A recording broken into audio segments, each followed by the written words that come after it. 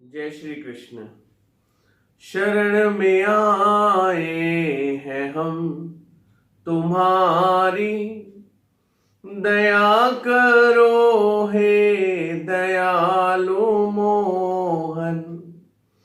संभालो बिगड़ी दशा हमारी, दया करो हे दयालु मोहन।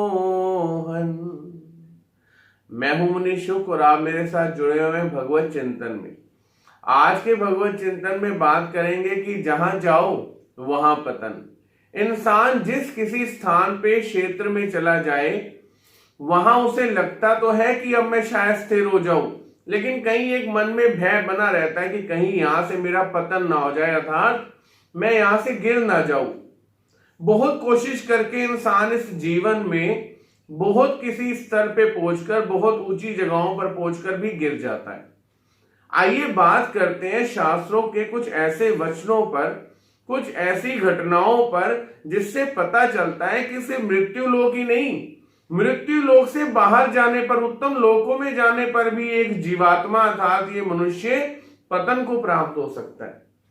लोगों को लगता है कि संसार में आया जीव ही पतन को प्राप्त होता है, जबकि ऐसा नहीं है।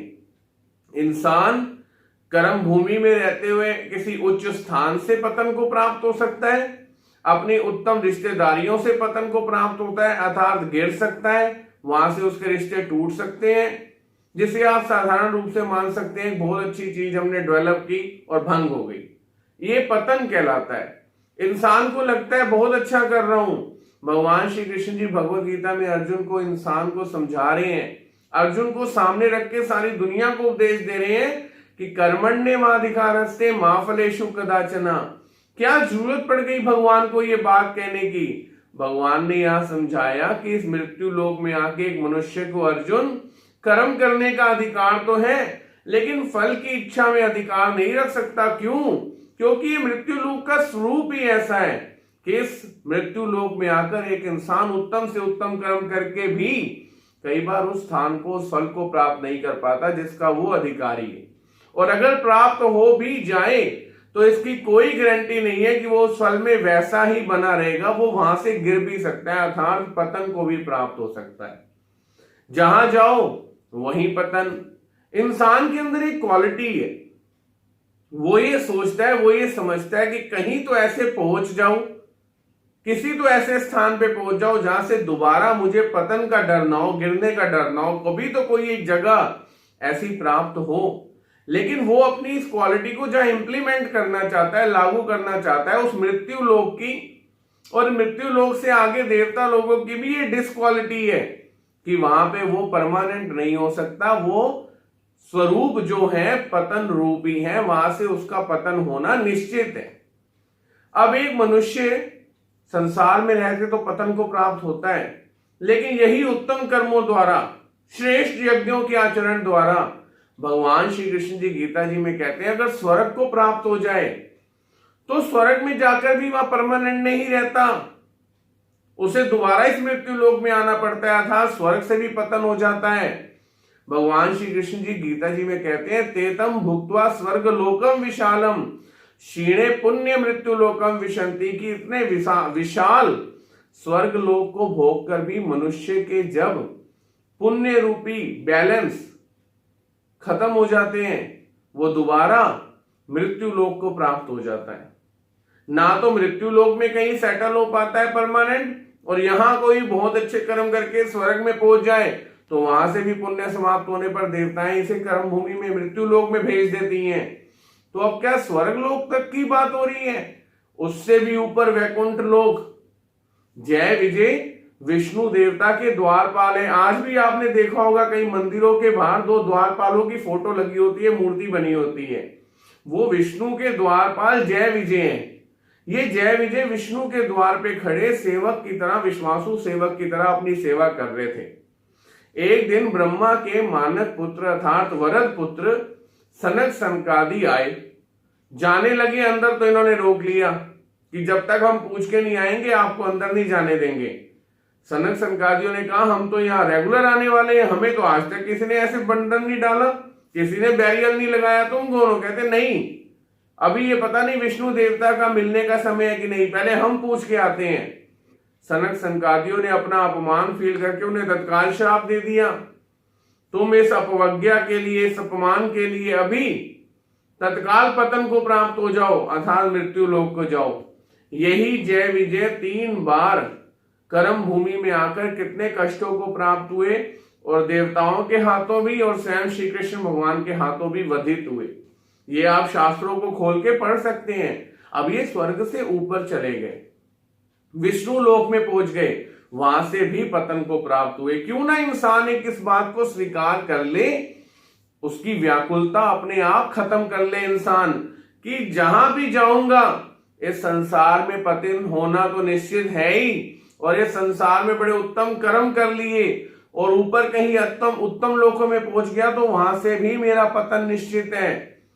आगे भगवान श्री कृष्ण जी अर्जुन जी को बताते हैं कि हे अर्जुन, यदि मनुष्य इस संसार में आकर इस पतन के बंधन से मुक्त होना चाहता है, सदा सर्वदा किसी ऐसी जगह पे निवास करना चाहता है जहां से उसका पतन नहीं होगा, तो इसका रहस्य मैं तुम्हें बताता हूं।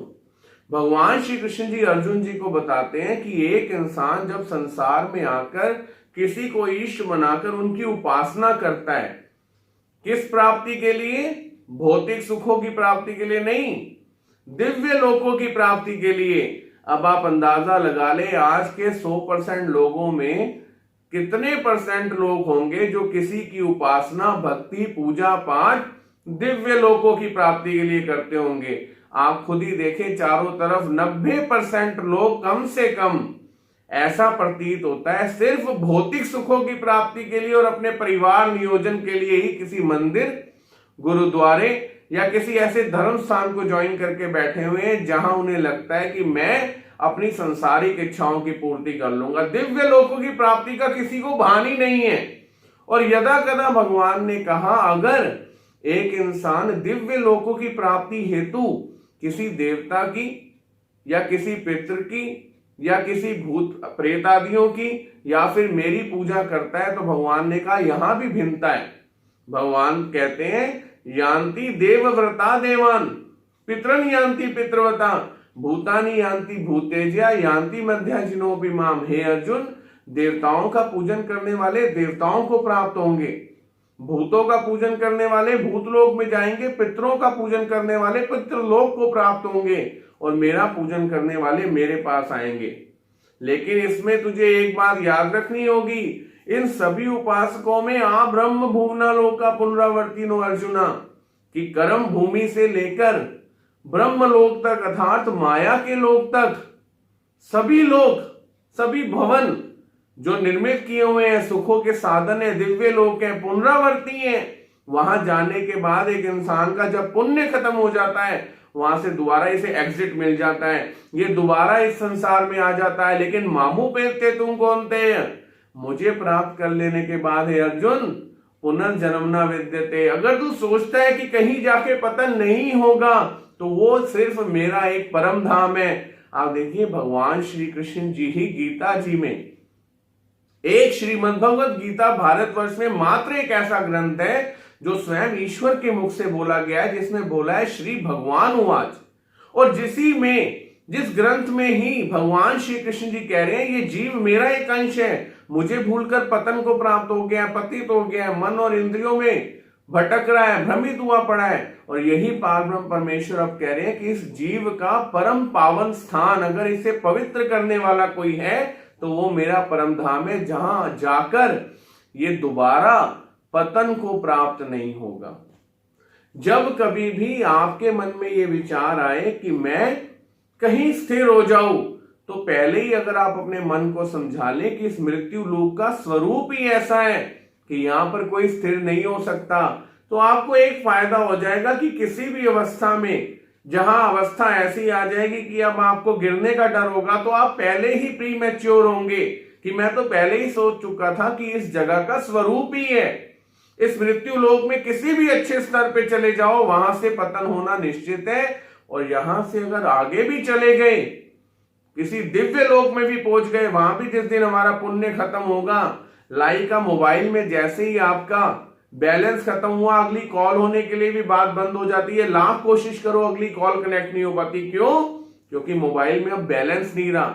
वैसे ही उत्तम लोकों में भी चला गया और पुण्य क्षीण हो गए। पुण्य क्षीण होते ही मृत्यु लोक में आ जाएगा।